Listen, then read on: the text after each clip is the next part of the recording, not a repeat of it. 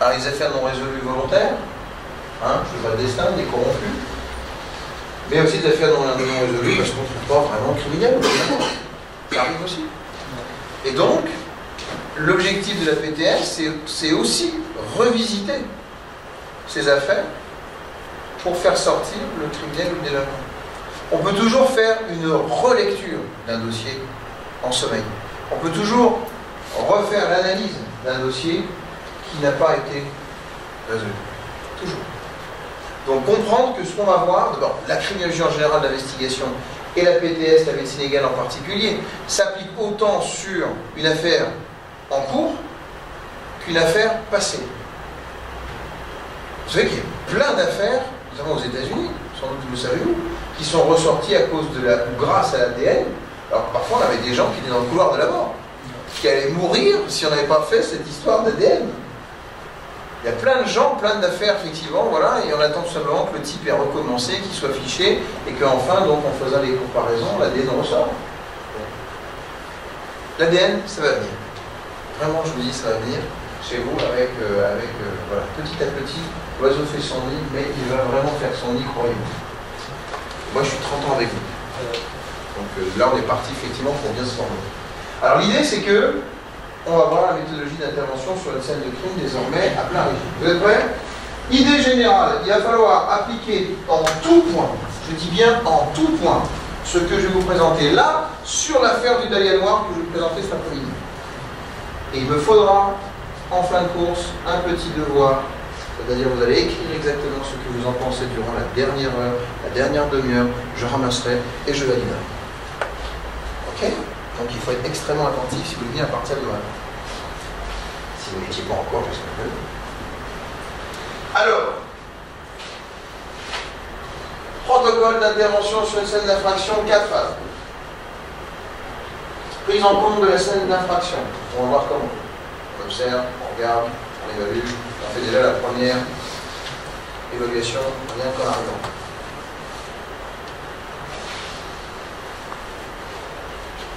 Deuxièmement, matérialisation des traces et indices. C'est-à-dire qu'on va visualiser l'endroit, repérer l'endroit et matérialiser par des éléments où se trouvent ces indices. On doit effectivement les voir très clairement en disant voilà, l'indice il est là, l'indice il est là, et on les matérialise d'une certaine façon. Ensuite, troisièmement, on fixe les lieux.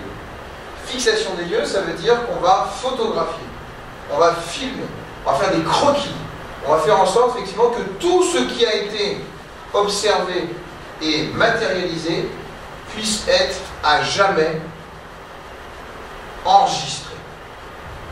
Et qu'on puisse le ressentir à tout moment, même si on doit libérer cette scène de crime à un moment donné ou à un autre. Et enfin, quatrièmement, prélèvement des traces d'indices. C'est-à-dire qu'on va faire en sorte de retirer ces éléments d'une certaine façon de la scène du crime et les protéger pour une analyse en laboratoire à venir. Vous comprenez également que si on ne prélève pas suffisamment d'indices, mais aussi on ne prélève pas suffisamment en qualité des indices, c'est-à-dire selon une manière de les préserver pour ne pas les altérer, pour ne pas les modifier, alors oui, on est bon. Mais si on ne le fait pas, alors à quoi ça sert de prélever des indices qui ne pourront pas être analysés en laboratoire? Parce que vous auriez suivi un mauvais protocole de préservation et de récolte, de collecte de ces indices. Donc tout est important. Et j'insiste sur le fait qu'une fois que c'est fait, et que c'est bien fait, parfait. Mais une fois que c'est fait, et que c'est mal fait, on ne peut plus y revenir. C'est fini. Parce que vous avez été vous-même, celui ou ceux qui avaient pollué cette scène de crime, et vous ne pourrez plus y revenir. Donc il faut à chaque étape, vraiment, la respecter pour que vous optimisiez en tout point, et ne pas surtout, parce que ça, c'est l'objectif ultime entre nous, c'est aussi pour ça que je suis là avec vous, c'est parce que le criminel, il parie sur quoi? Il parie sur votre amateurisme, il parie sur votre manque de moyens, il parie sur des détails que vous ne verrez pas, que vous ne récolterez pas. Le criminel, il parie sur le fait qu'il puisse recommencer. Parce que vous n'aurez pas été suffisamment bon. Et c'est autant évidemment de victimes, ou de familles de victimes, qui resteraient sur le carreau parce que il a eu raison de parier. Alors on ne va pas lui donner ce plaisir, si vous voulez bien. On va se donner plus de moyens pour qu'on arrête davantage de criminels et qu'on aide suffisamment les victimes qui n'ont pas à pâtir de ce type d'énergie humaine. Clair? Donc, prise en compte, observation. Matérialisation, on cible exactement ce que c'est, voilà, on dit fixation, photo, vidéo, croquis.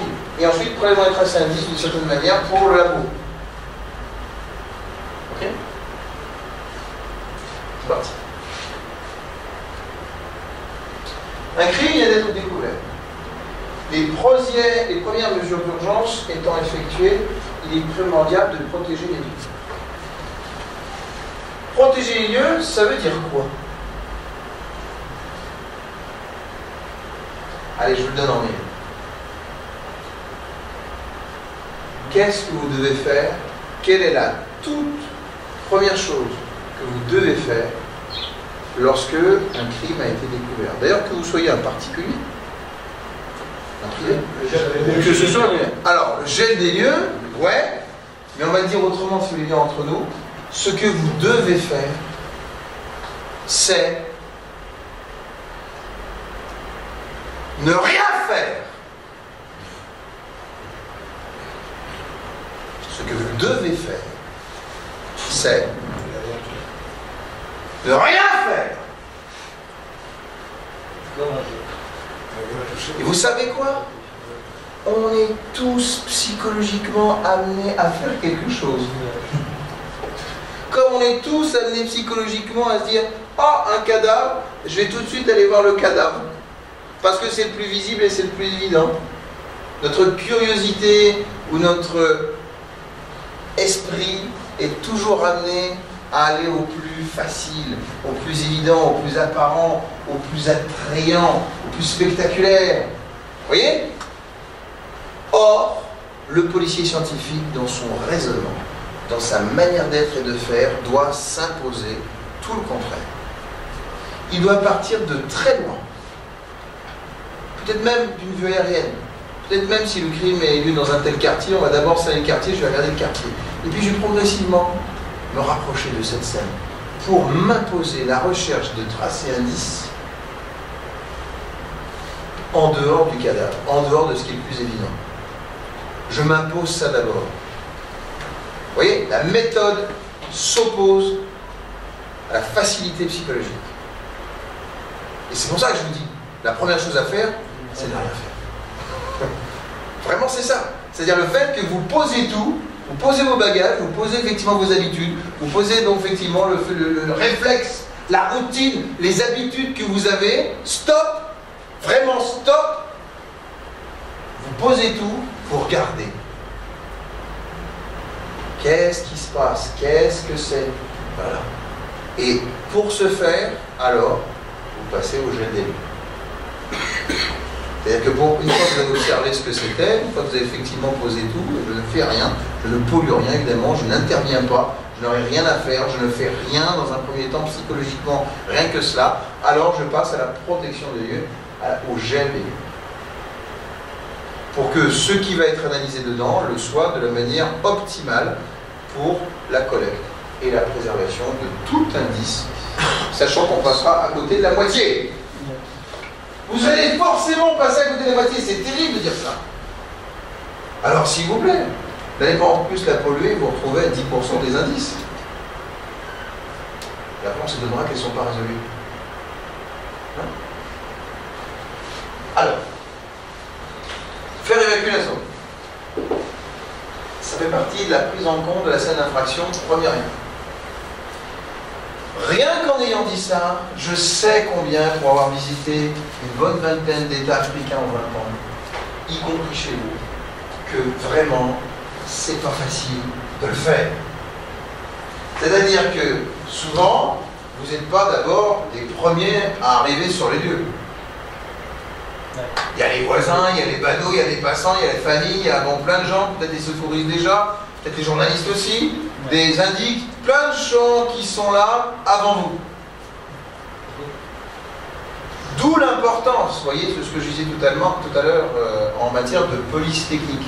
Je n'ai pas dit police judiciaire, parce que le premier qui doit intervenir et gérer et protéger cette zone, c'est le petit policier, le petit gendarme, soi-disant, qui est capital dans la chaîne de la police judiciaire qui va arriver, et surtout la police technique et scientifique après. C'est-à-dire le fait qu'il y en a un qui est plutôt un policier de proximité, ou un motard, ou un militaire, vous voyez, n'importe qui est en tout cas dans la zone, peut-être plusieurs, ça serait même mieux, et qui en vient tout de suite à écarter les gens de ce lieu. Et vous comprenez immédiatement quand il en dit ça, ce que je suis en train de vous dire là à une dizaine de personnes aujourd'hui réunies, ça devrait donc être dit en formation initiale de tout policier, de tout gendarme. Pas réservé à vous. Ça, je vous garantis qu'en haut, ils l'ont bien compris. Mais on commence. Donc, petit à petit, l'oiseau fait sauter encore une fois. Mais quand même, là où vous êtes, auprès de vos hommes et femmes de votre unité, vous pouvez déjà faire passer le message. C'est-à-dire qu'on a besoin, où que ce soit, de ne pas attendre la police judiciaire ou la brigade de recherche, des gens qui sont plutôt habilités à l'investigation criminelle, on va dire, d'intervenir sur ces trucs-là, mais de le faire dans une routine qui n'est pas celle de laisser faire, justement, mais qui est celle de protéger la zone. Mais vous savez, quand je viens, par exemple, de l'appartement où je suis, ici, je vois 1001 gendarmes ou des policiers qui font la circulation, tout simplement. Des gens qui sont présents sur le territoire, tous les jours. C'est eux qui doivent faire le boulot, dans un premier temps. D'écarter les gens. Voilà. Alors je sais que ça fait un problème de mentalité aussi, hein, de culture, plein de choses comme ça, qui peuvent intervenir. On l'a toujours fait comme ça n'a jamais été fait comme ça, on ne voit pas comment on pourrait le faire. Non, non, non, c'est très simple. C'est vraiment très simple. C'est-à-dire le fait qu'on donne une consigne, bien sûr. On donne une consigne consistant simplement à se dire que le policier, le gendarme, le militaire qui se trouve non loin du lieu, qui vient d'être signalé, viennent tout simplement à sécuriser. On le fait bien, bonjour, on le fait bien, bienvenue, pour la circulation, un accident de la route. Vous voyez, on va dire les gens, vous ne passerez pas là parce que c'est un peu compliqué peut-être. Ou alors on va le faire parce qu'il y a une manifestation. Alors on dit, voilà, vous n'entrez pas dans la zone pour X raison, parce qu'il y a un cortège officiel, vous ne rentrez pas dans la zone. Parce qu'il y a effectivement une intervention de police, vous ne rentrez pas dans la zone. Pourquoi vous ne le feriez pas, donc, de ce fait, en faisant passer la consigne claire pour une scène d'intervention? C'est juste une consigne à passer, en fait. Vous suivez? Et donc, c'est capital. Vous savez quoi? Pourquoi c'est capital?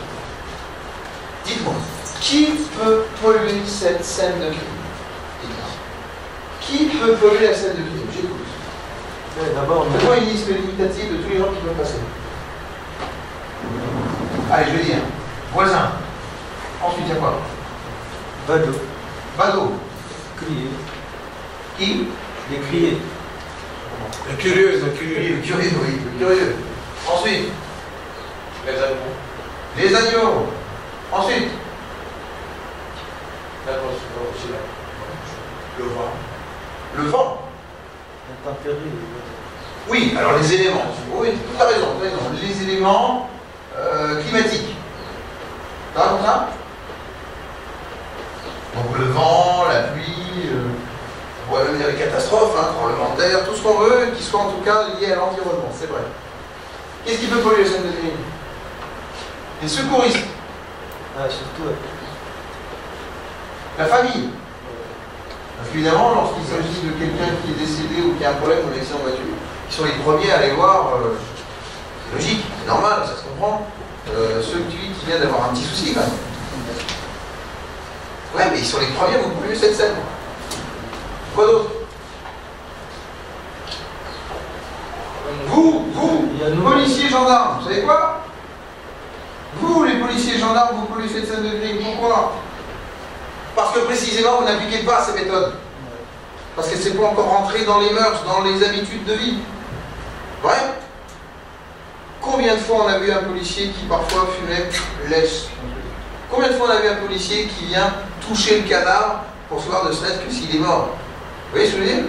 Enfin, voilà, j'ai même vu dans les pays africains les gens qui viennent comme des, excusez-moi, hein, comme des vautours, rechercher s'il n'y a pas de l'argent sur le défunt. Ou il prend tout ce qu'il y a dans sa voiture s'il est dans sa voiture. Vous voyez ce que je veux dire? Tout ça, c'est de la pollution. Quoi d'autre? Alors ce que je viens de dire, excusez-moi, ce que je viens de dire évidemment sur les vautours, c'est plutôt ici. Hein. Voilà. C'est comme La presse, Ah, c'est vrai. Ouais. Quoi d'autre? La presse. La presse, merci. La presse, les médias, en général. Excellent. Je rajouterais des indices. Ah, les indices de la police, les gendarmeries, les indices journalistes, les indices de tout bord, parfois des détectives, même si c'est pas super développé, parfois il y en a. Qu'est-ce qu'il y a d'autre? Le criminel. Ah bah oui, le criminel peut revenir sur la scène du crime. Il a pu oublier quelque chose, il a pu donc... il a envie, alors il regrette, oui, parfois il regrette, donc il a envie de refaire la scène de crime, tout ce qu'on a dit post-mortem, là, qui se sont obligés de faire, humilier, dégrader, défaire le crime, respecter le cadavre, tout ça, ce sont des motivations qui peuvent l'amener à revenir peu de temps après, mais parfois longtemps aussi.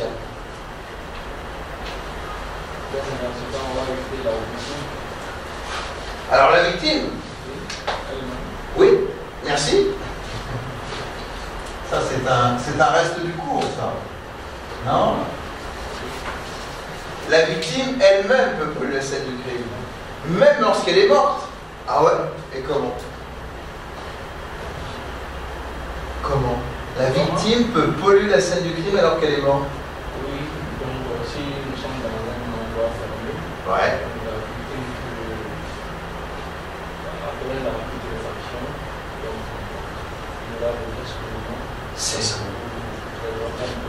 C'est ça. Tout à fait. Tout à fait.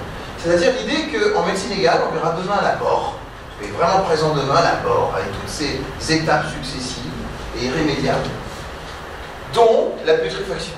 Vous savez, cette odeur, cette puanteur pestilentielle, où on commence à avoir un corps en décomposition avancée. Et le fait justement qu'on soit en décomposition, il y a un gonflement de la peau, puis un décharnement, c'est-à-dire que la peau va se déchirer, va se disloquer, se séparer des os. Et dans cette phase-là, on peut effectivement avoir des petites explosions, c'est-à-dire des petites... Voilà. Le corps va donc se décharner, et le simple fait qu'il y ait des indices sur le corps peut les liquéfier dans cette phase. Peut aussi, parce qu'il y a une petite explosion, les projeter à côté du cadavre, et les mettre dans des endroits qui vont être beaucoup plus inaccessibles, ou même irrémédiablement inopérants pour l'analyse. Vous voyez, des choses aussi simples que cela. Et donc, il faut vraiment mettre autant que possible tous ces gens, tous ces facteurs hors d'atteinte de l'analyse primordiale que vous devez faire de cette scène. Clair? Établir un périmètre de sécurité, ruban de protection pour interdire l'accès. On le voit tous dans les films, mais j'en vois peu en Afrique. Comme j'en vois peu en Chine. Quand j'en vois peu en Nouvelle-Guinée. Quand j'en vois peu en Antarctique. Oui, vous n'êtes pas les seuls, loin de là. Loin de là. Mais ça suppose aussi un minimum de moyens pour acheter la bande. Ça, c'est vrai. Et aussi l'utiliser comme il se doit. C'est-à-dire des règles toutes simples. Pensez-vous, par exemple, que lorsque vous êtes dans un lieu fermé de type appartement, vous allez uniquement donc mettre la bande sur les portes de la maison? Non. Pourquoi? En général, ça paraît logique de bon sens, l'agresseur, il est rentré, il est reparti. En général, il ne reste pas dans les lieux. Hein? Il s'enfuit. prend sa voiture, son vélo, il part à pied, en tout cas, il est dans un cheminement qui est loin, loin, loin de la scène du crime à proprement parler. Donc il faut, dans la mesure du possible, même lorsqu'on a un appartement, qu'on boucle tout le quartier, minimum. Et que cette bande, elle soit au moins, vous voyez, mise de bout à bout de cette rue, de chaque voie d'accès de route qui amène à cet appartement. Vous imaginez, lorsqu'il s'agit maintenant d'un lieu ouvert, c'est pas un lieu fermé, où il y a un cadavre ou une scène qui intervient en forêt, sur un terrain vague, donc une zone totalement ouverte, vous voyez, qui n'est pas fermée par une maison, ce genre de choses, pas par 4 murs. Là, on est parti sur au moins 100 mètres.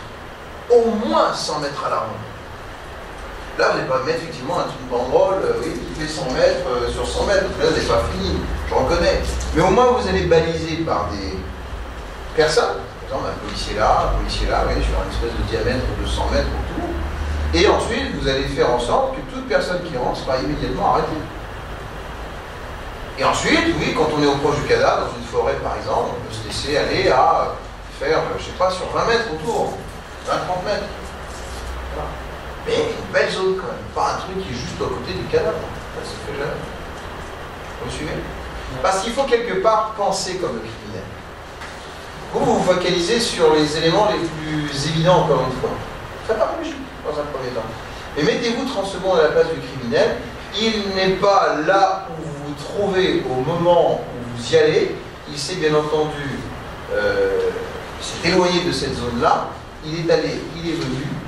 Et il va falloir effectivement, un tant soit peu dans son cheminement, retracer son parcours.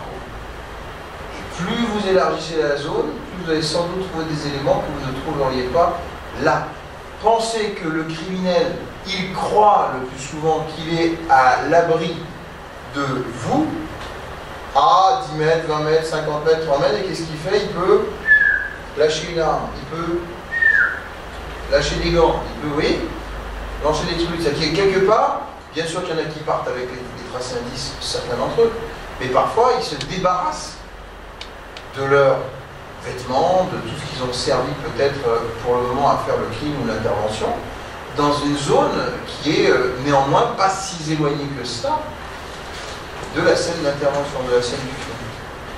Dans une poubelle, dans la rivière, dans un ravin, voilà, mais peu importe, l'essentiel c'est que vous puissiez quand même traquer ces indices en élargissant la zone dans le moment de fuite de cet individu notamment.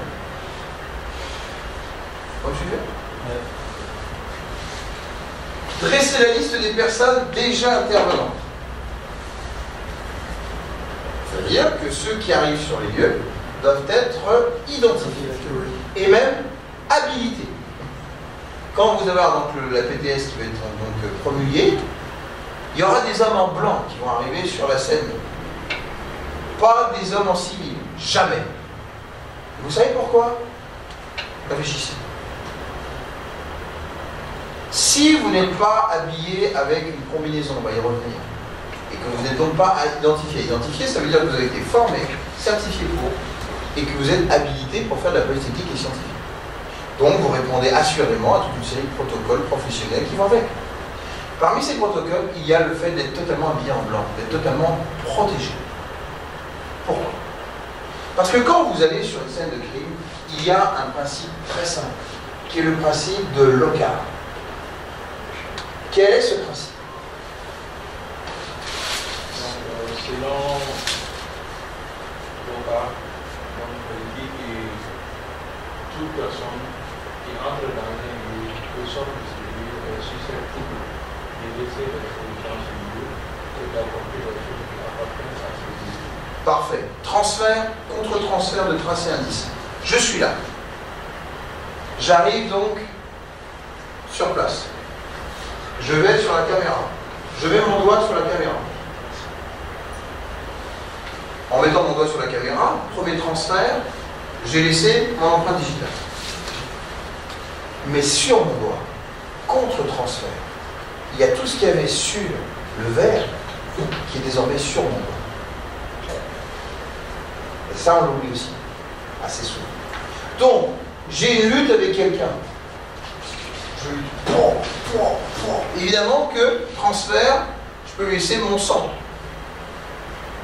Parce que je lui ai fait une griffure, parce qu'il y a une plaie dans laquelle je vais laisser mon sang. Mais je pars avec quoi? Je pars avec son sang. Évidemment, contre-transfert. De la même manière que quand vous intervenez sur une scène de crime, vous avez vos pieds, vous ne pouvez pas faire autrement, c'est la pesanteur, c'est l'attraction terrestre, et vous êtes en train de faire quoi? Alors que vous êtes pourtant gendarme et officier de police judiciaire. Et vous marchez sur la scène du crime. Donc qu'est-ce que vous faites? Vous altérez rien qu'en votre présence, évidemment. Et donc, quand vous marchez, vous mettez sur les lieux ce qu'il y a sous vos pieds, et vous partez avec des indices sous vos machins. Et c'est la raison pour laquelle, fondamentalement, il y a des petites chaussures sympathiques qu'on doit mettre. Voilà, c'est-à-dire des protections. Et bien, c'est comme on met les charlottes sur la tête, pour éviter qu'il y ait des cheveux, des poils qui tombent, on mettra ça pour que, une fois que vous avez marché, parce que voilà, c'est sûr, on est obligé de marcher, il faut bien se rapprocher quand même des lieux, et bien on a fini de marcher, et ben je prends ma petite, ma petite protection et je le mets à l'analyse, bien scellé pour le laboratoire.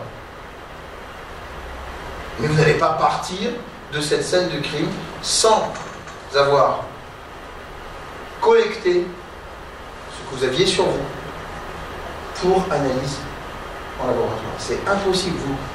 Votre intervention même est non seulement non professionnelle, mais elle est gravissime dans la perte de tracés indices, peut-être capitaux pour la résolution de votre affaire.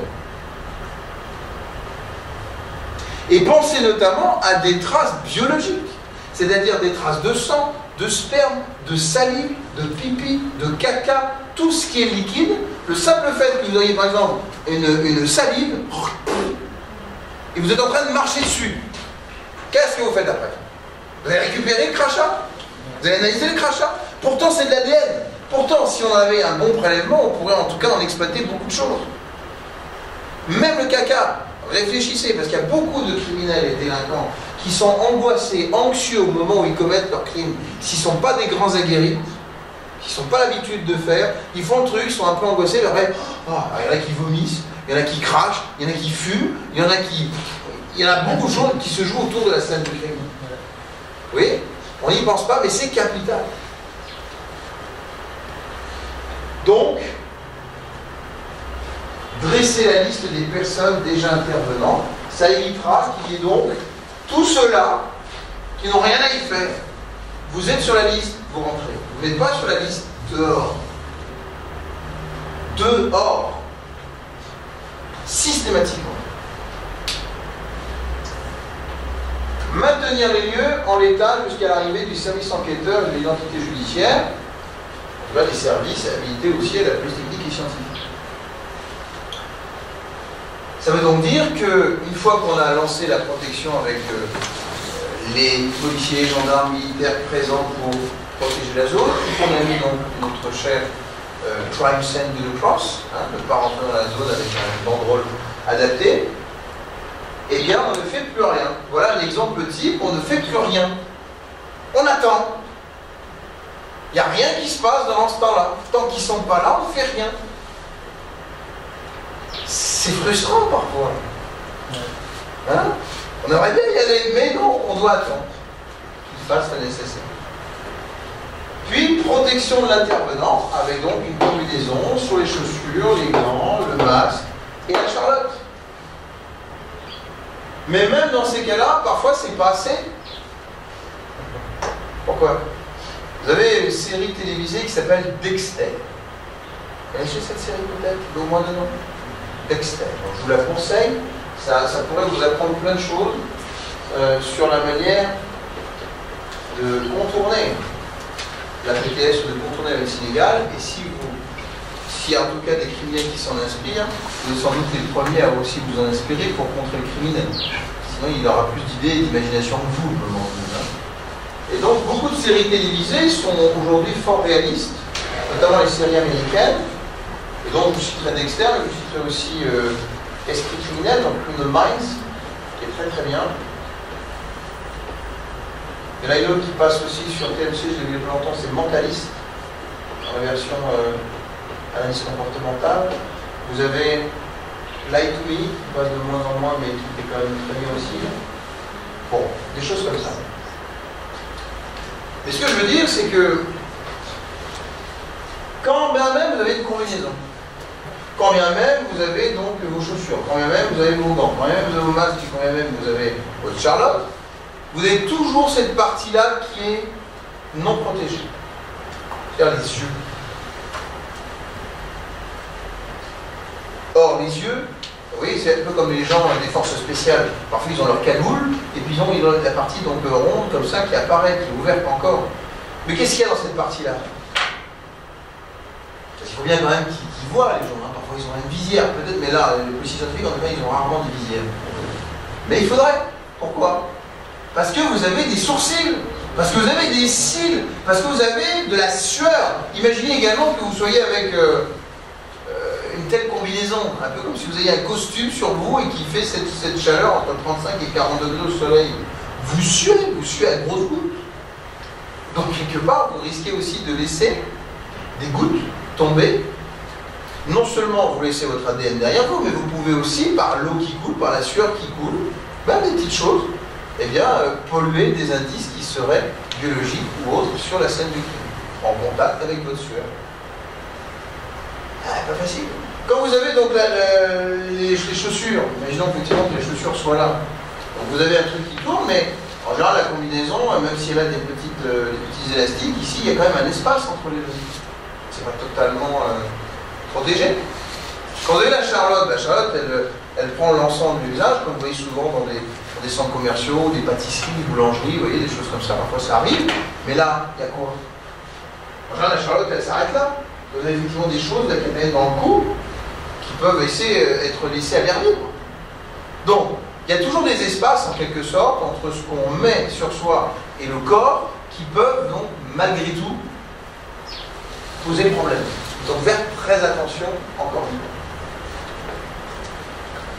fois. Détermination du cheminement effectué par les premiers intervenants.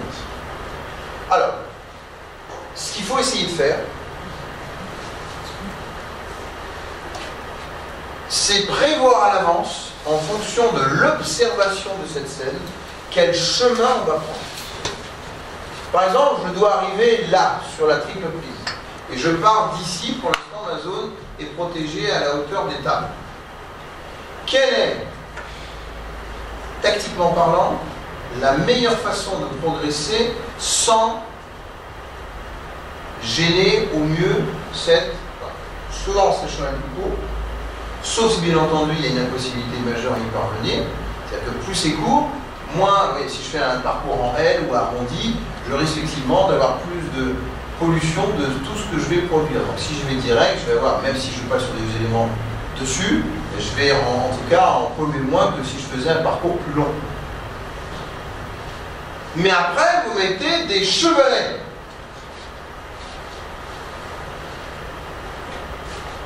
Ah, c'est allumé tout seul, c'est pas grave. Des chevalets.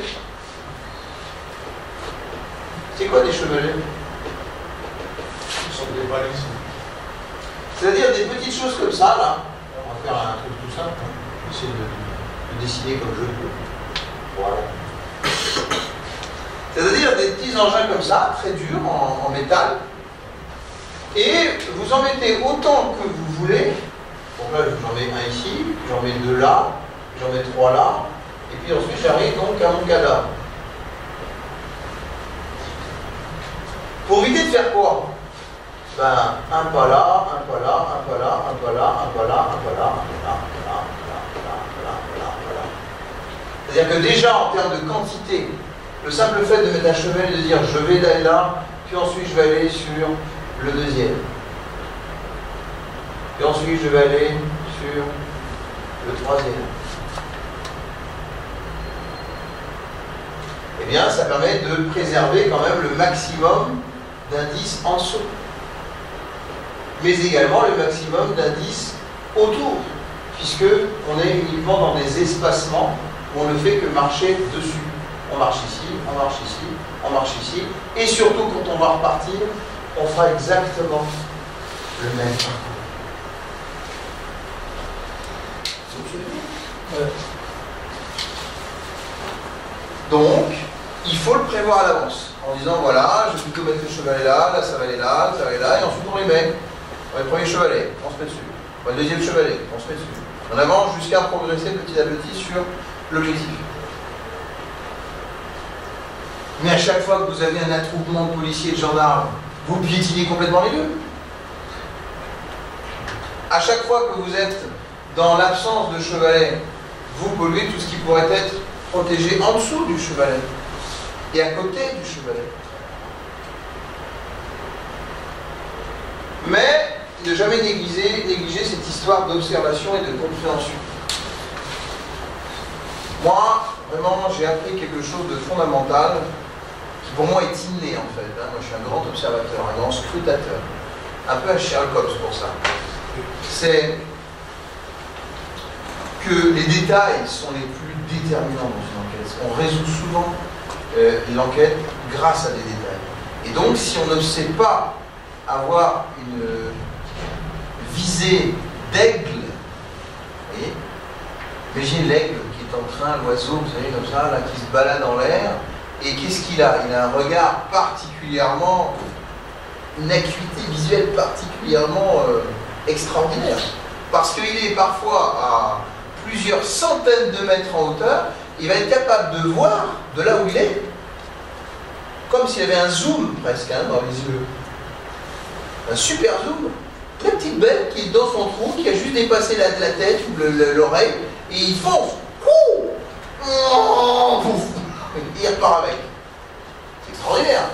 Et bien, il faut aussi essayer d'avoir, en tout cas, ou de trouver des policiers, des gendarmes scientifiques qui sont vraiment avec la même acuité. De dire, voilà, moi je vois ça, ben, je vois pas de traces. Ah non, je suis désolé, j'en vois une là, une là, une là, une là, une là. Pourtant, je vois des carreaux. Mais non, il a vu qu'il y avait effectivement un rond blanc ici, là. Ici, il y a une saleté juste à côté. Ici, donc, au pied de monsieur, il y a un truc. Je ne sais pas ce que c'est, mais il y a un truc. Là, juste à côté de la prise, il y a un autre élément là qui ressemble à de la terre. Ici, donc, il y a quelque chose dans le coin. Ça ressemble à du chewing-gum, mais qu'est-ce que c'est? Et donc, tout ça s'est passé au crime, comme si vous aviez un scanner dans le regard. Un scanner.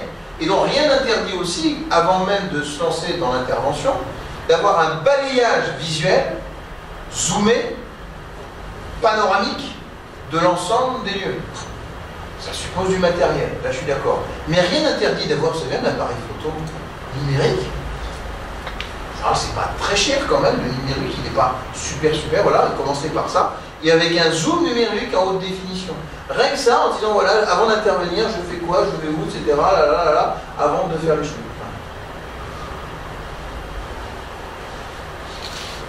Et comprendre. C'est déjà un petit peu se dire, ah, il a pu se passer ça, il a pu se passer pas ça, mais bon, est-ce que si on fait ça, ça ferait quoi? Donc c'est un minimum de réflexion quand même avant d'intervenir. Photographie ou vidéo de sécurité, c'est-à-dire avant même, je répète, qu'on soit à l'intérieur de la zone. On prend déjà des photos. Photos des passants, photos de la rue, photos de l'appartement, photos de machin, photos donc de la scène de l'extérieur qui est protégée par la zone. D'ailleurs, on montrera au passage, parce que vous savez quoi, les avocats aujourd'hui, ils ne manqueront rien pour vous faire vicier votre procédure si les protocoles ne sont pas respectés. Donc justement, vous allez prouver aussi au passage, c'est pas une histoire de protocole, c'est prouver au passage que vous avez bien respecté votre protection des lieux, parce qu'on verra le truc. Parce qu'on verra qu'il y a des policiers qui balisent, des gendarmes qui balisent autour. Prenez la photo. Et ainsi, vous leur donnez la procédure comme photo de sécurité. Elle prend très bien son nom pour ça. Photo de sécurité, en disant, voilà, on a fait notre job. Vous ne pourrez pas dire, monsieur l'avocat, que des traces et indices ont été pollués et que notre intervention donc, ne peut que la vicier, la procédure, dès le départ. Non, nous avons fait notre job. Nous avons protégé les lieux, nous le prouvons par vidéo et photo, on est tranquille.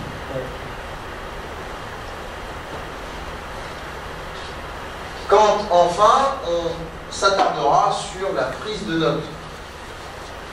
Vous ne pouvez pas imaginer combien, en pratique en tout cas, dans beaucoup de services de police gendarmerie que j'ai visités en 20 ans, il y a ce poids hiérarchique. Et même cette espèce de conformisme à toujours faire la même chose. L'histoire des rituels, c'est quand même perturbant pour faire avancer les choses. Je veux dire par là, pour être très concret, il se peut qu'il y ait un gendarme premier grade, ou un policier premier grade, qui prend ses notes en disant voilà, je vois ceci, je vois cela, je pense ceci, je pense cela. Déjà il réfléchit, oui, il écrit, il déduit, il y a des trucs qui viennent à l'esprit. Et vraiment au départ, tout est ouvert. On doit se laisser aller à toute opinion qui peut se révéler très utile par la suite, mais personne ne peut savoir à l'avance si l'opinion de l'autre est meilleure que la sienne, ou la sienne est meilleure que l'autre. Aucun intérêt. On n'en sait rien du tout. Donc il faut laisser vraiment libre chaque intervenant sur les lieux, chaque policier, même de la circulation, qui a protégé la zone parce qu'il était le premier arrivé sur place, à faire ses notes. D'abord, parce que le policier de la circulation qui était là avant vous, il sait 1000 choses que vous ne savez pas avant que vous arriviez. Très objectivement, il est le témoin de la scène, il peut vous dire des choses très importantes que vous croyez savoir parce que vous êtes arrivé simplement décalé dans le temps. Et vous savez que décalé dans le temps, il y a évidemment des choses que vous n'avez pas pu voir, ni entendre, ni ressentir durant tout ce temps-là que lui seul peut restituer. Donc, dès le moment où ça a été signalé, tous ceux qui sont là et qui sont intervenus sur les lieux, même s'ils ne sont pas listés, parce qu'on attend d'avoir les listés pour pouvoir vraiment intervenir, ok, doivent prendre leurs notes et doivent les rapporter au chef d'enquête. Tous sans exception. Parce qu'il est trop vite arrivé malheureusement que, parce qu'il y a le chef, le commissaire, colonel, lieutenant, mon lieutenant, c'est lui qui a le dernier mot. Le chef a dit, on suit. Eh ben non, parfois si le chef se trompe, parfois le chef ne sait pas tout, parfois le chef doit avoir même l'humilité, si c'est un bon chef, de dire je ne sais pas tout, donnez-moi les infos. Donnez-moi toutes les infos. D'où qu'elles viennent. On triera après. C'est ça mon chef. Et s'il a raison déjà, avant d'avoir commencé, là, il y a des soucis quand même. Ok. Ainsi, les prises de notes doivent être absolument libres et concerner tous. Qu'est-ce qu'il ne faut jamais faire, d'après vous? Modifier les lieux, sauf urgence absolue. Donc, la seule exception à la règle, c'est quoi d'après vous? Si on voit que la personne est quoi? Vivante, ou qu'elle peut encore être sauvée, évidemment. Voilà, ça c'est le rêve.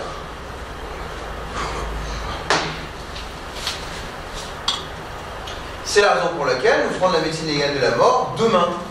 Parce qu'il y a trop de gens, y compris vous, qui intervenez sur les lieux, en croyant peut-être qu'elle est encore vivante, vous voulez vérifier en touchant, en palpant, en prenant le pouls, en faisant des choses de ce genre-là, mais visuellement, à distance, les signes de la mort, certains d'entre eux en tout cas, sont sans ambiguïté. Il vous permettrait de savoir si la personne est réellement morte ou pas. On a besoin de vérifier. Même chose pour les secouristes. Donc, quand on dit même sauf urgence absolue, il faudrait rajouter et si et absence en fait, absence de signe de la mort. Voilà. Parce qu'à un moment où les signes de la mort sont évidents, plus personne ne rentre, c'est même pas la peine d'y aller. Encore faut-il le savoir. Encore faut-il savoir effectivement quels sont les signes de la mort pour un policier, un gendarme. Il faut donc faire de la médecine légale. Sinon, il va tout de suite, direct. On est parti avec des bonnes intentions, évidemment. On veut sauver la personne, on veut l'aider si elle n'est pas encore morte. Tout ça, c'est normal. Mais à quoi ça sert d'y aller si on sait qu'elle est déjà morte? Au risque de polluer la scène de crime, au risque que le criminel puisse en sortir, au risque que la victime reste avec une affaire non résolue. Et que d'autres victimes aient en pâtir si il recommence. Ça fait quand même beaucoup comme conséquence pour pas grand chose à faire. Bonjour. Ah. Deuxième ange. Rassembler tous les indices épars. Il y a des gens qui se croient permis d'arriver sur une scène d'intervention et de dire ah ça c'est là, hop je prends. Ah ça c'est là, hop je prends. Ah ça, d'accord. Non. Parce qu'à chaque fois qu'ils font ça, c'est quoi? À chaque fois qu'ils évoluent, à chaque fois qu'ils prennent, ils font transfert et contre-transfert, ils collectionnent des choses alors qu'on devrait les laisser là où elles sont pour pouvoir faire le protocole normal d'observation, fixation, photographie, etc. Mais s'ils prennent tout de suite, s'ils rassemblent les pièces, parfois ils disent ouais, moi je suis policier, gendarme, je sais ce que je fais. À l'écouter, un peu égocentrique, qui dit qu'il pourra avoir raison tout le temps, qu'il va imposer sa force ou son statut, son autorité. Vraiment, il est à côté pour ça. Et donc, il faut jamais rassembler tous les indices épars. Manipuler les indices à main nue, sauf raison impérative de sécurité. On va y revenir. À main nue, ben non, pourquoi? Parce qu'on laisse évidemment son ADN, des traces biologiques, on reste sur son empreinte digitale, on peut laisser effectivement aussi des indices qu'on a ramenés sur soi, qu'on va mettre sur les lieux. Je ne refais pas un dessin. Sauf raison impérative de sécurité. Alors ça va être quoi ça? Qu'est-ce qui autoriserait à toucher des indices sur une scène de crime à main nue? Bon, déjà on en revient un petit peu à la même chose qu'ici.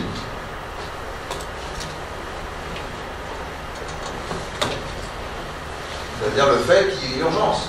Vous dites qu'il y a un massage cardiaque à faire, on n'a pas besoin d'avoir des gants pour se faire. Hein. Non, elle est en train de mourir. Attendez, je vais aller chercher mes gants dans la voiture, puis je reviens. Vous allez revenir, elle sera morte, la personne peut-être. Hein. Évidemment, on comprend. Est-ce qu'il y a d'autres raisons qui peuvent excuser ou légitimer l'exception à la règle? Impératif de sécurité. Oui, si la chose peut amener d'autres dégâts. Si, pardon? Par exemple, si les dégâts peuvent être occasionnés par l'indice en question. Oui. Il faut imaginer, tout à fait, que si on n'intervient pas, même sans gants, on va perdre plus d'indices que si on le faisait à main nue. Voilà. Par exemple, imaginez une voiture qui est comme ça. Elle est à 2 doigts de tomber. Elle est en équilibre. C'est comme dans les bons films. Genre Fast and Furious avec le bus. Là. Vous voyez, genre. Donc là, on se dit effectivement, mes indices, ma scène de crime, c'est le bus. Sauf que si j'y vais pas, hein, si je vais pas là, il va tomber et je perds tous les indices. Alors, à main nue, ou avec ce que vous voulez, on va effectivement le tirer pour récupérer. Voilà. Là, on comprend très bien pourquoi on pourrait le faire. Excellent. Et puis, vous avez aussi parfois des raisons alors plus secrètes de sécurité nationale, de défense nationale.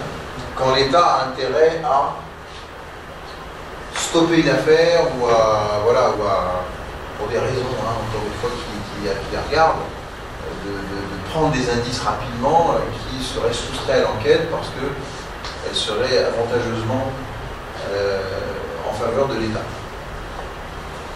Mais bon, en dehors de ces exceptions quand même fort exceptionnelles, recouvrir le corps d'une victime avec un linge. Ah, au secours! Combien de fois on le voit aussi ça? La famille, c'est normal, elle arrive et dit « Ah, mon défunt !» Dignité, respect, je mets un truc dessus. Bon, parfait, il n'y a rien à dire là-dessus. Mais la vérité, c'est quoi? C'est que sur n'importe quoi, hein, la couverture, le plastique, etc., il y a aussi transfert et contre-transfert. Ouais. Ça part de nouveau d'une bonne intention, mais c'est très malvenu. Alors dans ces cas-là, c'est d'où l'importance aussi de la protection des lieux, parce que si vous protégez les lieux, logiquement les gens ne vont pas pouvoir voir le cadavre. Et donc vous faites les deux, vous protégez la victime, vous faites en sorte que les gens ne la voient pas pour respecter sa dignité, et vous préservez les indices. Plutôt que de se dire tout le monde est là, alors si tout le monde est là, je mets donc un truc pour que la personne ne soit vue. Et c'est là où on voit que vous avez manqué un épisode pour en arriver là aussi. Et donc ce qu'il faut toujours faire, Protéger un indice risquant d'être dégradé, trace de pas, document exposé aux intempéries. Alors, le problème, bien sûr, c'est l'eau, hein, on le dit sans cesse, mais c'est très vrai. Lorsqu'il y a de la pluie, ça dégrade tout, surtout dans un lieu ouvert. Lorsqu'il fait trop chaud, ça met aussi en péril les éléments dans un lieu fermé ou trop froid. Il faut effectivement veiller à d'abord prioriser les traces biologiques. Tout ce qui est liquide. Voilà. Tout ce qui est liquide, qui n'est pas encore coagulé, qui n'est pas encore matérialisé, qui n'est pas encore ferme, eh bien ceux-là sont d'abord prioritaires. Les traces de pas aussi, parce que traces de pas sur des terres comme les vôtres, hein, qui sont fort poussiéreuses, où le vent peut rapidement partir, c'est capital de pouvoir, vous voyez, déjà faire un temps soit peu en l'occurrence. Déterminer le cheminement suivi par les premiers intervenants et le baliser à l'aide des cavaliers fléchés. Donc cavaliers fléchés ou chevalets, peu importe. C'est-à-dire le fait que non seulement on a ce que je vous montrais tout à l'heure, mais il y a aussi donc fléché. C'est-à-dire qu'on voit le sens, hein, en suivant la flèche, de là où on doit aller. De là où on doit repartir également en fonction.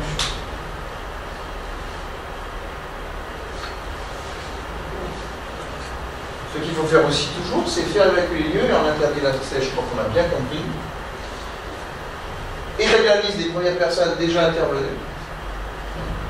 Parce qu'on avait la liste des personnes habilitées. Et ensuite, il y a les personnes qui sont réellement intervenues. Voilà. C'est important, je répète, parce qu'il y a vraiment des gens qui vont tenter d'aller sur cette scène. Donc ça permet de savoir justement ceux qui étaient pris là, qui étaient listés, ceux qui ne l'étaient pas. Ça va aussi mettre en lumière, hein, un spot qui éclaire comme ça les feux de la rampe d'une personne qui vraiment n'a rien à y faire. C'est beaucoup plus simple ensuite de le voir, hein, de le déceler, ce personnage-là, si vous avez listé au préalable qui devait y être et qui l'a fait vraiment. Reçu? Donc, on entre dans les lieux. On finit à 13h. Pour ce matin, en tout cas. Dans l'entrée dans les lieux, il convient de se protéger afin de ne pas polluer les lieux. Logique. Matérialisation des traces et indices. C'est la deuxième étape. Il nous faut une technique de progression donc, sur la scène du crime, un examen visuel, un emploi de sources lumineuses, excusez, et la matérialisation des traces et indices à l'aide de cavaliers, donc chiffres ou lettres. Cette phase, elle est relativement, j'allais dire, longue, mais elle sera d'autant plus courte que la première phase aura été bien menée. Plus vous passez un temps, autrement dit, à observer et à déceler déjà des choses avant, plus la deuxième phase va couler de source et vous allez juste les matérialiser au fur et à mesure de votre progression. Donc la technique de progression sur la scène du crime, ça peut être ça déjà, c'est-à-dire le fait qu'on part de loin et puis on fait des ronds concentriques jusqu'à donc arriver au cadavre. Mais vous avez aussi donc tout simplement le ratissage parfois, c'est-à-dire que vous avez X personnes et vous avancez en battu et le premier qui trouve un indice va dire coucou, j'ai un indice, il lève la main et on va donc mettre le cavalier pour que... Il faut en quelque sorte resserrer les mailles du filet, resserrer les mailles du tamis. Hein, c'est vraiment l'exemple du tamis. Quand vous mettez du sable dedans, avec des petits orifices, plus ils sont petits, plus vous allez bien entendu retenir dans le sable que vous faites passer au travers du tamis des éléments qui vont vous servir à récolter les traces d'indices. Et je dis donc que de ce fait, il faut resserrer les mailles. Resserrer les mailles. Resserrer les mailles. Resserrer les mailles. Resserrer les mailles. Resserrer les mailles. Resserrer les mailles. Vous voyez ce que je veux dire? Moins vous les resserrez, plus vous avez de probabilité de passer à côté d'éléments. C'est comme un peigne. Oui, un peigne. Voilà, vous avez des peignes avec des gros écarts et des petits écarts. Vous prenez des poux, vous ne prenez pas des poux. moment où vous passez le paye. Et des pellicules, tout ce que vous voulez dans le cheveu. Ben là c'est pareil, vous pouvez faire ça, hein. Mais attention, il va falloir aussi peut-être faire un deuxième passage là. Ah, il va peut-être faire un deuxième passage là. Vous voyez? Resserrer les mains.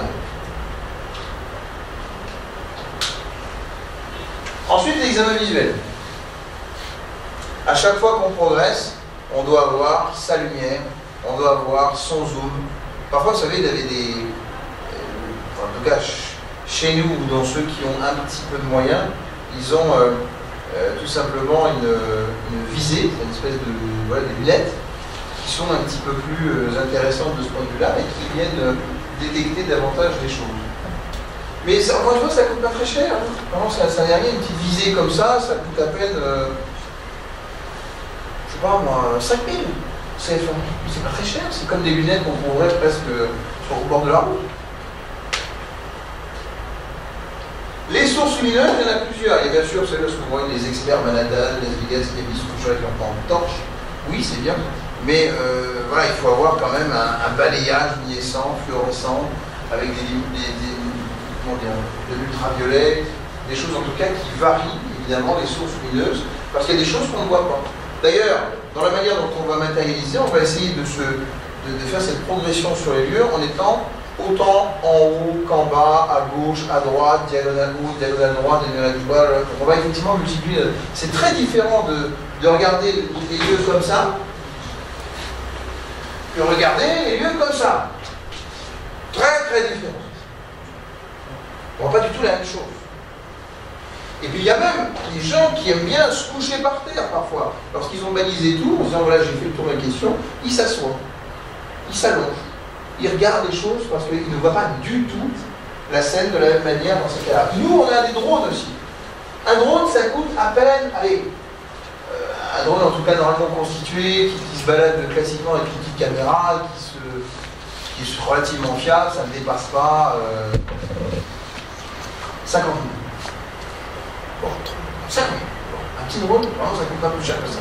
Et donc, une fois qu'on a ça, on se dit, bah, je le commande, je file, je vais là, sans même toucher, c'est ça l'avantage du drone, sans même toucher donc les lieux, je vais pouvoir donc me rapprocher, photographier, filmer, je vais là, photographier, je vois quelque chose, je regarde, je me rapproche, vous voyez, je n'ai toujours pas touché ma scène de crime, je ne l'ai toujours pas piétiné en y allant avec mes pieds ou mes cavaliers, mes chevalets. Le drone, c'est un outil majeur. Mais c'est plus d'ailleurs qu'un élément de police technique et scientifique, c'est aussi les voies d'accès. C'est-à-dire, voilà, à un moment donné, je prends du recul en disant, voilà, je suis à 500 mètres en hauteur, regarde comment on a pu venir là, quel est le rapprochement par rapport à telle zone, à telle rivière, à tel quartier, à beaucoup de choses que l'on voit effectivement aussi en prenant un peu de recul, comme un aigle. Et donc c'est ça, c'est l'avantage du drone, il fait un zoom avant, il fait un zoom arrière. Il se rapproche sans toucher, il repart. Il prend tout à distance, photo, vidéo, et vous l'aurez donc emmagasiné, enregistré à jamais. C'est capital. Puis, matérialisation donc des traces et indices à l'aide de cavaliers chiffouettes. Vous savez, donc vous les connaissez tous, hein, les petits cavaliers comme ça. On a deux. Et on a l'indice, par exemple, une trace de sang qui serait là. Donc on met le cavalier juste à côté, évidemment, pour répertorier chaque trace et indice qui semble important. Et là, je vais simplement dire tout de suite que, malheureusement, là encore, on cible des traces et indices qui semblent être le plus en rapport avec le délit ou le crime qu'on recherche. C'est normal dans un premier temps. Mais en fait, vous devriez plutôt répertorier tout ce que vous pouvez et après faire le tri. Sinon, vous faites déjà un tri sélectif qui n'est pas forcément celui que l'on devrait faire pour retrouver des traces en rapport avec le crime. Donc, quand on a un homicide, répertorier les traces de sang, bien sûr. Répertorier là où se trouve l'arme du crime, si elle est là, bien sûr. Répertorier, je ne sais pas, une trace de lutte. qui laisse à penser qu'il y aurait eu résistance entre le criminel et sa victime, bien sûr. Mais tout à coup, vous trouvez une bague. Tout à coup, vous trouvez un préservatif. Tout à coup, vous trouvez donc un crayon. Tout à coup, vous trouvez, je sais pas, un trombone. N'importe quoi, mais qui n'est pas en lien direct avec le crime. Même si ça n'est pas en rapport avec le crime, mais qu'il est dans la zone, vous le photographiez. Vous le prenez et vous le préservez comme il se doit. Surtout dans des lieux fermés, où on a par exemple un cadavre dans une chambre à coucher, tout, mais absolument tout dans cette chambre à coucher sera prélevé et analysé comme il se doit. Vous ne pouvez pas faire abstraction de ce que, éventuellement, au moment où le criminel, donc il avait fini de tuer cette personne, il se balade dans la pièce et puis il se dit, voilà, là, ils vont pas regarder, ils vont regarder que là, voilà. Et là il dit, tiens, je vais prendre un petit stylo et puis voilà, j'ai envie de marquer un petit truc pour ne pas l'oublier que je dois faire donc tout à l'heure. Et puis il reprend le stylo et puis il en regarde. Il dit, qui va penser à un stylo? Ça n'a aucun rapport avec le crime. Mais si vous, il se peut que justement en l'ayant répertorié, en ayant ratissé large, en ayant resserré vos mailles du filet sans a priori, sans préjugé, sans qu'il y ait effectivement une priorité donnée à ce qui est le plus évident et le plus visible, vous ayez un ADN, une empreinte digitale de celui qui a pris ce stylo. Alors qu'il a tout fait pour mettre des gants, puis il se dit, il se croyait que le crime était fini, il enlève ses gants, puis voilà, il fait ce qu'il a envie de faire. Parfois il mange, parfois il prend un truc au frigo, parfois il prend effectivement donc, voilà, un soda, un sucré, comme vous dites chez vous. Tout ça, c'est important. C'est capital. Fixation des lieux. Photographie, relevé des codes, alors on va dire photographie, vue générale, vue rapprochée, vue des détails. Il m'a été donné donc, lors de ma première affaire criminelle en gendarmerie nationale il y a plus de 20 ans, en 1997, 98, 97, vous voyez, 20 ans. C'est une affaire de gendarmerie nationale dans une petite île de France. Devant Dieu, j'avais 4 photos en couleur qui étaient des... Alors, 4 photos en couleur des vraies photos, mais tout le reste était en noir et blanc et photocopie. C'est quand même compliqué pour traiter un dossier dans ces conditions. Une photographie, retenez bien, c'est d'abord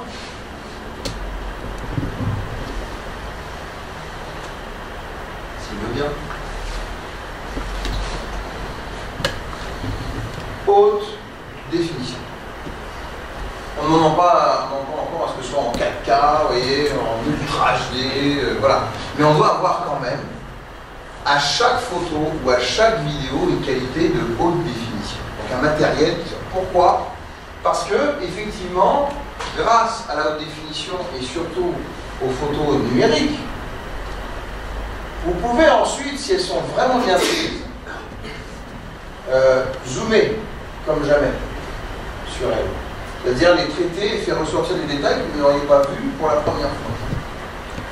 Il n'y a pas que le côté HD, il y a aussi bien sûr l'histoire du flash. C'est-à-dire que quand on prend une photo, vous savez, il y a souvent le petit bruit qu'on retient dans les bons films américains. C'est...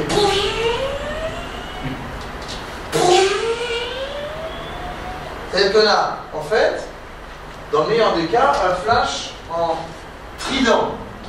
C'est-à-dire qu'on a l'appareil photo, imaginons ici, on a l'objectif, et puis on a donc un premier flash ici.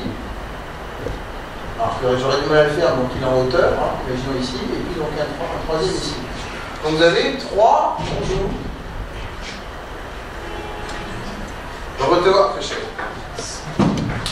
Bienvenue. 3 flashs qui interviennent donc sur. Et c'est pour ça que c'est lourd. En général, c'est des appareils assez compliqués, mais quand vous avez ces 3 flashs-là, ils ont donc une orientation différente, en fait, vous voyez, comme vous voyez, par ces flèches. Et donc, de ce fait, ils vont, lorsqu'on a quelque chose en relief, par exemple, eh bien, permettre de voir que si vous avez un flash là, vous n'allez pas voir peut-être ce qu'il y a là. Si vous n'aviez que celui-là, imaginons que je ne fais pas intervenir cela. je fais intervenir que celui du milieu. Donc là en milieu, donc tout ce qui est par exemple en opposition, il suffit qu'il y ait un relief comme ça qui soit en opposition par rapport à ça, ça va être caché. Ça va être en gros plus ou moins caché. Là ça va être caché. Là ça va être caché. Mais à partir du moment où vous avez donc un autre flash ici, un autre flash comme ça, c'est bon. C'est bon ici. C'est bon ici. Et parce qu'effectivement il y a une unité en général, donc comme ça, hein, ça prend, voilà, alors vous aurez effectivement aussi tout ce qu'il y a là. Donc aucun vide, aucune zone d'ombre ne sera laissée pour compte dans cette photo avec flash en trident. Ensuite, vous avez quoi?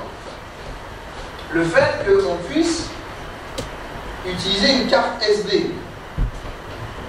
C'est-à-dire que là, vous savez, on était un peu limité avec des anciens appareils photo avec la fameuse pellicule, limitée à, imaginons, 50 photographies. Et bien là, maintenant, on n'a plus aucune limite quasiment. Hein, avec du 16 Go ou 32 Go de SD, vous pouvez faire des millions de photos, peut-être pas HD, mais en tout cas au moins plusieurs centaines de photos sans aucun problème HD. Pareil pour les vidéos. Et l'avantage, c'est qu'évidemment, vous pouvez très facilement le mettre sur un PC et le traiter donc avec différents logiciels, vidéo, photo, Photoshop, bien connu, mais il y en a plein d'autres qui viennent à travailler, donc même parfois les photos en 3D. C'est-à-dire qu'il suffit de lancer votre photo, votre machin, et le logiciel va faire en sorte que la scène va apparaître en 3D, alors que la photo, elle est en 2D, évidemment fixe. Voilà. Vous suivez? L'avantage aussi donc, de tous ces éléments de photographie, c'est que c'est fixé. Ça n'a pas beaucoup changé avec le temps, c'est fixé. Mais fixé, c'est important parce que une fois qu'on est parti et qu'on a enlevé le cadavre et qu'on a enlevé les traces et indices, grâce à ces photos, on peut faire des reconstitutions. Et plus c'est fixé, plus c'est détaillé, plus les reconstitutions seront détaillées. On pourra revenir quasiment, enfin c'est pas quasiment, si vraiment c'est bien fait, on fera la reconstitution exacte. Exact, sans rien oublier, tellement tout aura été fixé et détaillé sur cette photo HD. Vous suivez? Or, on ne voit pas tout la première fois. On oublie qu'il revient une fois, deux fois, trois fois, ensuite vous avez de nouvelles informations qui rentrent dans l'enquête, ensuite vous réfléchissez, puis vous revenez sur la scène du crime, avec ou sans information, et puis voilà, une fois, deux fois, trois fois. Tout ça mature, tout ça est une forme d'actualisation en permanence de l'enquête, ça vous connaissez par cœur. Et on rajoutera la vidéo, j'insiste vraiment.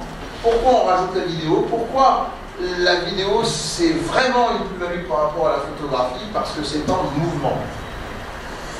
C'est en mouvement. La photo c'est fixe, statique. Et en plus, une photo, c'est limité au cadre de la photo. C'est-à-dire que là vous avez une photo délimitée donc par l'objectif. Qu'est-ce qui se passe ici? Qu'est-ce qui se passe ici? Qu'est-ce qui se passe ici? Qu'est-ce qui se passe ici? On sait. Et il se peut même qu'en prenant plusieurs photos, hein, peut-être que la deuxième elle sera là, peut-être que la troisième elle sera là, mais il y aura toujours effectivement de toute façon une zone qui restera parce que la photo elle n'a pas été prise occidentalement par voilà. Donc il y aura toujours une zone d'ombre quelque part.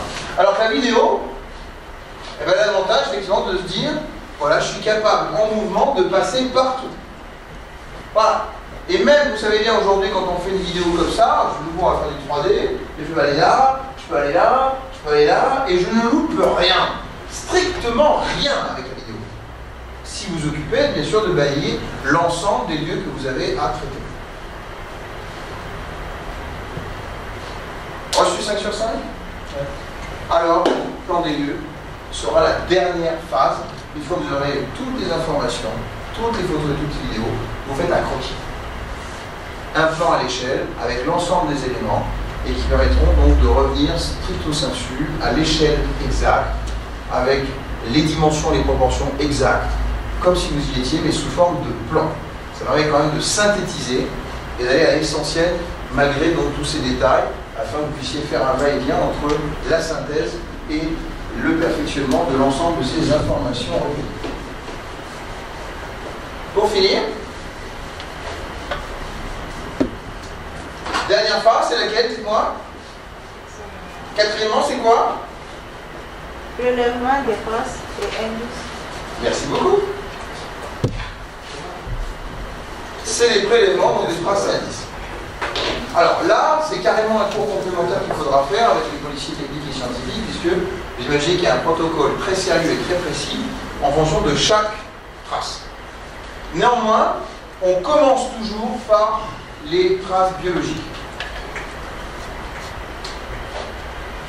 Pourquoi? Parce que c'est les plus fragiles. Parce que c'est celles qui s'altèrent le plus. C'est celles qui disparaissent le plus rapidement. Donc biologique, c'est tout ce qui est ADN. Donc ADN dans quoi? D'ailleurs, on va tout de suite faire l'histoire de l'ADN, si vous voulez bien. Il y a de l'ADN dans quoi? Dans le sang? La peau? On va tout de suite remarquer cette histoire-là. Donc l'ADN, c'est le sang, c'est quoi? La peau, Maëlie? Quoi d'autre? Sperme? Quoi d'autre? Crachat. Ok, salive, crachat, effectivement. Cheveux. Non. L'ADN, c'est tout dans La sueur. Pipi, caca?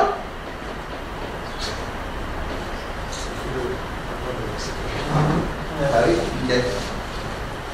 Tu m'as dit quoi? J'ai entendu quelqu'un qui m'a dit. J'ai dit Toutes les cellules du corps humain. Ouais. Donc cellules, en fait en disant le corps humain, tout le corps humain en fait. Voilà, au moins on est clair, mais on n'a pas dit quelque chose d'intéressant, les os. Il y a de l'ADN dans les os, dans les dents.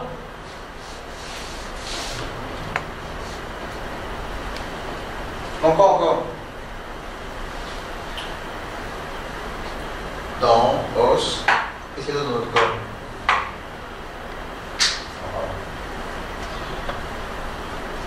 Donc c'est bon, on a pensé essentiellement sang, peau, sperme, salive, cheveux, tout le caca, tout ce qu'il y a finalement dans le corps humain, dont notamment les os et les dents. Qu'est-ce qu'on a oublié?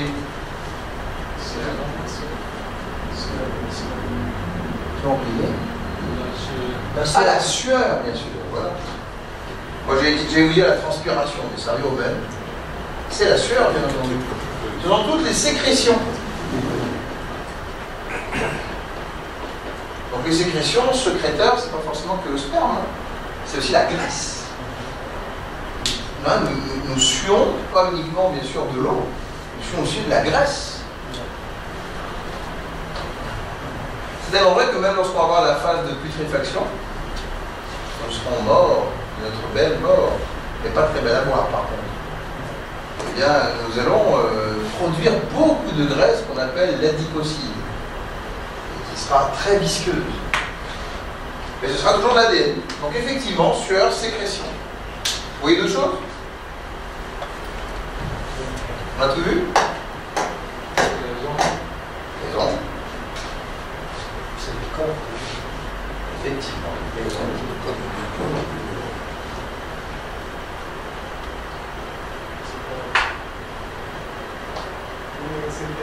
Etc. Là, monsieur a faim, je sens. Et il n'est pas le seul. Conditionnement, mais c'est bon, conditionnement et conservation des traces biologiques. Donc là, encore une fois, c'est au coup par coup, en fonction des traces et indices. Donc il faut juste retenir qu'il faut bien entendu les conditionner et conserver comme il se doit. Recherche et révélation des traces digitales, c'est uniquement à ce moment-là, une fois qu'on a les objets en main, on peut essayer d'appliquer, on le verra donc cet après-midi, les éléments d'empreinte digitale, pour savoir comment on les révèle, je vais vous montrer exactement comment on fait. Okay. Et puis, photographie et transfert, prélèvement des objets susceptibles d'être porteurs de traces digitales, c'est-à-dire des objets qu'on prend habituellement, par exemple, dans la main, ou des photos parce qu'effectivement on le prend dans la main, ou l'ordinateur parce qu'on le plie, on le déplie, ce genre de choses. Donc tout ça est assez classique pour vous. Ça va? Merci beaucoup. Donc on se retrouve avec grand plaisir dans une petite heure, vers 14 heures, si vous voulez bien, pour la suite, et on analysera ensemble l'affaire Claya Noir et les empreintes digitales appliquées à cette affaire. Ok. Si vous avez une clé USB, c'est le moment ou jamais.